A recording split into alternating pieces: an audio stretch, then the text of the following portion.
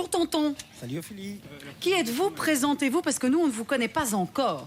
Donc moi je suis un instituteur à la Louvière. Oui. Voilà, je suis à mi-temps instituteur, mi-temps prof de musique. Et donc je fais chanter mes élèves. Et depuis le confinement, j'ai commencé à écrire quelques chansons pour les enfants, dont celle que je vous interpréterai ce soir. Mais c'est génial ça, parce que j'imagine que les enfants, ils ont aussi vécu des mois difficiles avec ce confinement. Et la chanson peut être un moyen de garder du lien, de les faire sentir vivants. Vous les sentez réceptifs à votre démarche? Oui, tout à fait. On voit toujours au cours de musique des sourires sur les lèvres des enfants qui se découvrent parfois un talent alors qu'ils sont moins doués dans certaines branches.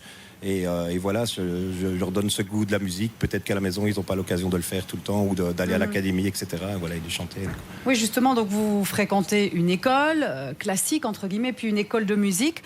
L'opération Viva for Life, elle parle justement de la précarité des enfants, précarité qui est de plus en plus importante. C'est un phénomène, entre guillemets, de société que vous constatez au jour le jour sur le terrain de votre travail? Oui, tout à fait. À l'école, on a encore des enfants qui arrivent sans tartine, sans collation. Il y en a certains qui arrivent avec les mêmes vêtements toute la semaine. Voilà, donc on essaye toujours de filer un coup de main, de voir s'il n'y en a pas des choses qui traînent dans notre bureau ou bien même à la maison. Sur le long terme, etc. ça ne marche pas.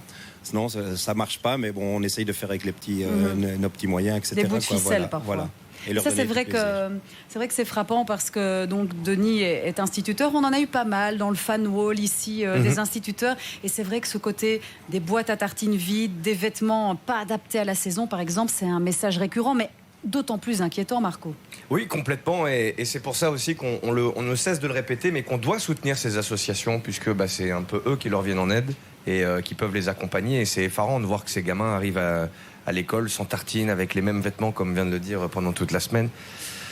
C'est très dur à entendre, et voilà, il faut faire quelque chose. Et ce qu'il y a, c'est que c'est pas que un. Non, on a plein de témoignages. Il y en a plusieurs. Waouh, c'est vraiment autour de nous, en fait. Et puis tu l'as dit, il y en a tellement qui ont basculé avec tous les événements. En très peu de temps. Avec les inondations, ce foutu Covid. Il y a tellement de personnes qui avaient un petit peu de mal à joindre les deux bouts, mais ils y arrivaient. C'est là, fini. Ça a été vraiment le truc qui a effondré le jeu de cartes un petit peu. Ça, comme c'est exactement l'histoire de Marie-France qui était hier dans notre émission. Tout se passait correctement bien, la maison, le travail, les enfants pouvaient profiter. Voilà, elle s'en sortait. Inondation, beaucoup de travaux à faire, tout à reconstruire. Et puis, c'est la détresse. Ouais, c'est la détresse totale.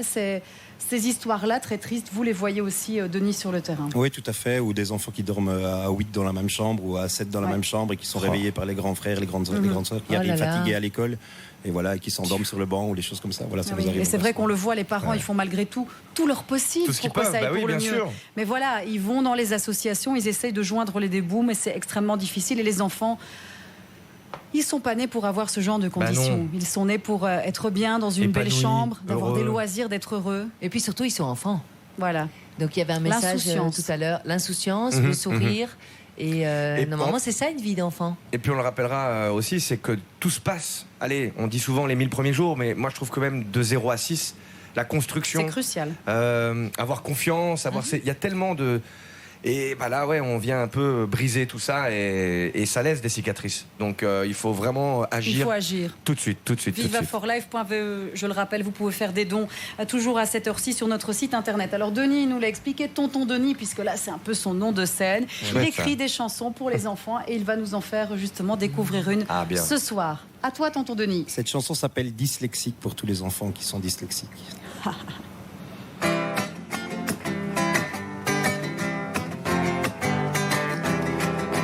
Dis tonton, pourquoi je suis dyslexique? Il y a quelque chose dans ma tête, il y a quelque chose qui ne tourne pas rond, il y a quelque chose qui n'est pas très net, je comprends pas bien les questions. Tout se mélange dans ma tête, pourtant je ne suis pas si con. J'ai juste besoin d'un peu d'aide pour être un très bon garçon. Lorsque le maître pose un calcul, j'ai trop peur d'être ridicule. Tous les nombres se montent dans la tête, toujours en train de faire la fête. Pendant la leçon de lecture, je me cache derrière la couverture. Avec les lettres, je fais une mixture. Vous n'imaginez pas l'aventure. Il y a quelque chose dans ma tête. Il y a quelque chose qui ne tourne pas rond. Il y a quelque chose qui n'est pas très net. Je comprends pas bien les questions. Pourquoi quand je tape dans la balle, j'ai mes jambes qui s'emballent. Je fais des nœuds avec mes pieds, me place sur le sol en vol plané. Je suis pas foutu de tenir un crayon, je peux pas non plus tracer des ronds. Même quand je dois écrire une lettre, ma main n'en fait qu'à sa tête. Y en a marre des pff, des f, des di, des ch, des nu, des lu, des tr, des bleus, des fleux, des x, des ts, des des gris, des gris. Il y a quelque chose dans ma tête, il y a quelque chose qui ne tourne pas rond. Il y a quelque chose qui n'est pas très net, je comprends pas bien les questions. Tout se mélange dans ma tête, pourtant je ne suis pas si con. J'ai juste besoin d'un peu d'aide pour être un très bon garçon.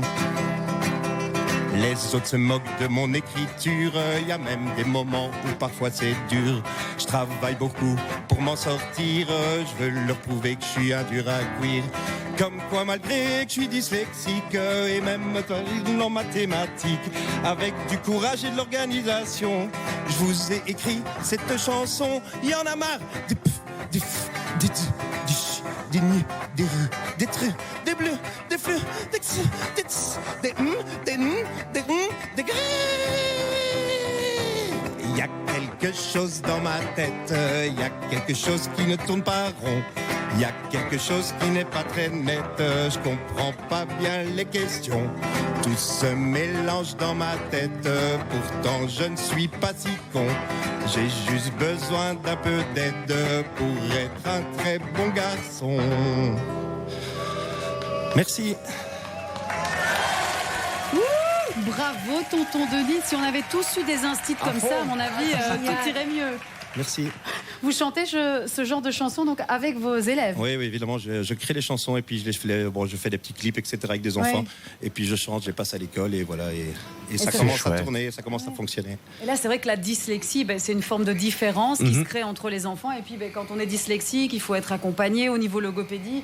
Et j'imagine que tous les enfants ne sont pas forcément suivis parce que les parents n'ont pas les moyens aussi. Tout à fait. Mais souvent, ils font un test ORL. Oui, tout à fait. Ça coûte super ça cher, coûte de l'argent. Oui, la logopède. On les envoie à chaque fois chez les spécialistes, etc. Et puis il faut payer. Et puis parfois, nous on a une logopède à l'école, mais c'est pas toujours évident. Il n'y a pas toutes les écoles n'ont pas ça, etc. Donc voilà.